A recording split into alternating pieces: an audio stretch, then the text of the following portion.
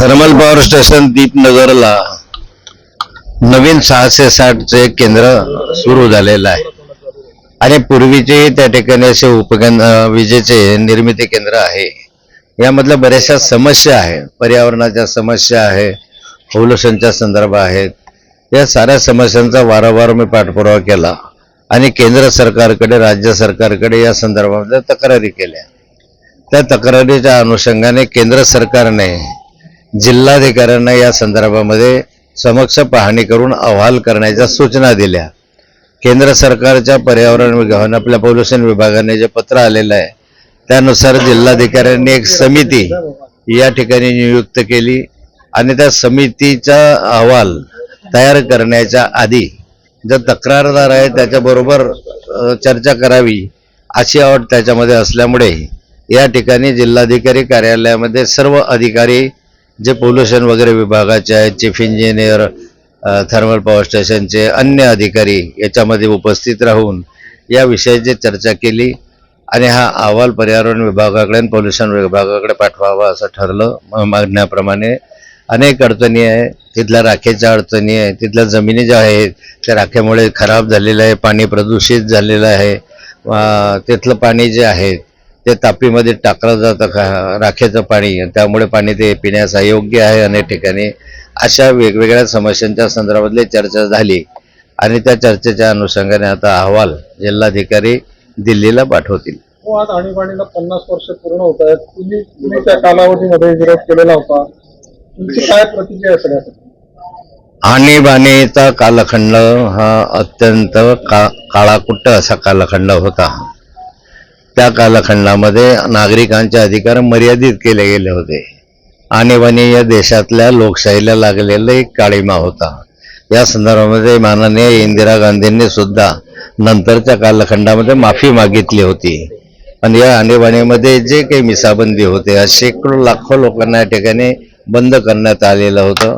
या मिसाबंदींच्या संदर्भामध्ये आज 50 वर्षानंतर इथं सत्कार करण्यात आला. आणीबाणीमध्ये जे काही स्वातंत्र्य सेनानी आम्ही म्हणतोय त्यांना, त्या दृष्टीनं त्यांना काही मानधन मिळावलं पाहिजे अशी मागणी 2018ला मी महाराष्ट्राच्या विधानसभेमध्ये पहिल्यांदा केली. त्या संदर्भामध्ये जळगावला एक महाराष्ट्रातल्या सगळ्या आणीबाणीमधल्या मिसाबंदींचा एक मेळावा या ठिकाणी मी घेतला होता आणि त्यानुसार राज्य सरकारने 10,000 रुपये मानधन त्या कालखंडामध्ये सुरू केलं होतं.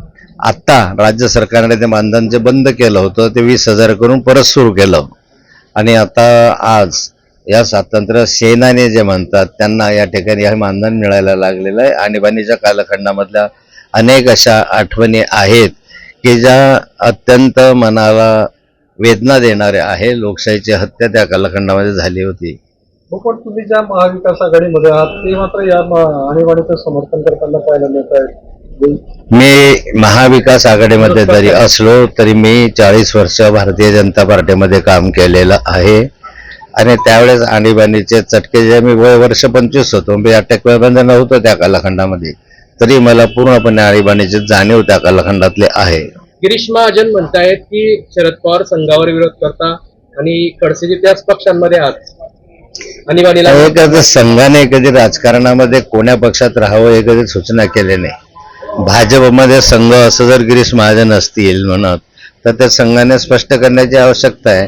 परंतु मी संघाचा स्वयंसेवक आहे आणि मला जे संघाने शिकवलं त्यामुळे संघाने काही भाजपमध्ये राहा असं विचार केला नाही.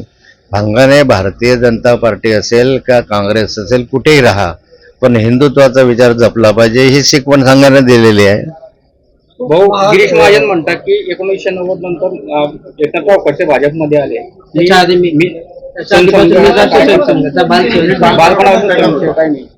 गिरीश महाजनांचा जन्म झाला नव्हता. त्या कालखंडामधला इतिहास मला माहिती आहे. मी 1900ला भारतीय जनता पार्टीमध्ये होतो. 1983ला मी विश्व हिंदू परिषदेच्या माध्यमातून जे संत संमेलन झालं होतं त्यावेळेस आळंदीला हजर होतो. 1983च्या 82च्याच कालखंडामध्ये तळजाईचं शिबिर झालं होतं पुण्यामध्ये. जे राष्ट्रीय संघाचे 35,000 स्वयंसेवक त्या ठिकाणी उपस्थित होते. 3 दिवसाचं ते शिबिर होतं. त्या शिबिरामध्ये 3ही दिवस राष्ट्रीय संघाच्या शिबिराला मी उपस्थित होतो आणि त्यामुळे संघाशी माझा 83-82चा संबंध आहे. मी काही 90ला जन्माला आलेला नव्हतो राजकारणामध्ये आणि त्यामुळे तेव्हापासून तर आज ताग आहे. ते कुणीही संघाचे सांगू शकतील की 1983ला मी तळजाईच्या संघाच्या शिबिरामध्ये होतो का नाही होतो.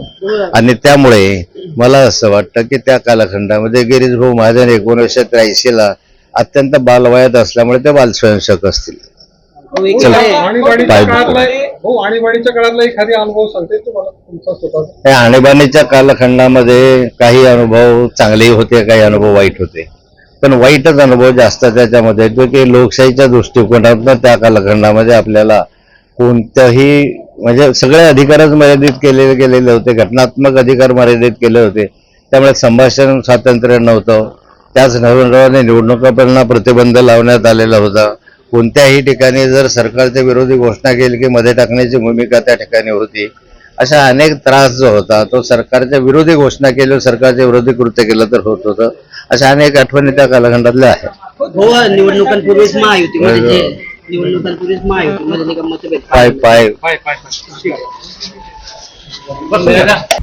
आता isakal.com आहे देशातील नंबर 1 ची मराठी न्यूज वेबसाईट.